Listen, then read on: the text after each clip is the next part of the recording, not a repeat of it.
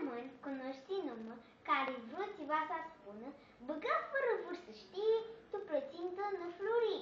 Când fumenea s-a adunat, toți cu mintea la pară. Nicochira vine în casă și băgă tăvălul pe measă.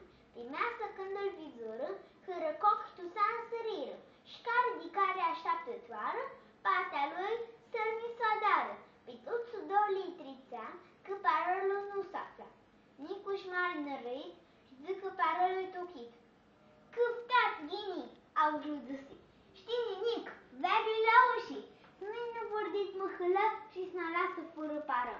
Zborul unicul bitisi și la ușii un ciocuti. Limba în gură și mușcară, că parălul nu-l aflară. Intră și ghini venit, greaște un agonisit. Când o intră se sculară, toți am proști din oară. Prestul cu pristeasa lui, vinirea lăgânda lui, că avea oaspeți mulți acasă și lipsea nicană measă. Pristeasa nu lua țiva, prestul maghinii nu lua. Când îl mușcă de cumată, gura i-ar mase păscată. Din oară ei duchiră și la năsă să se lăghiră. Unul ia de gârgâlan, altul ia de tălăgan, altul îi desface gura, dar să aruncă mușcătura.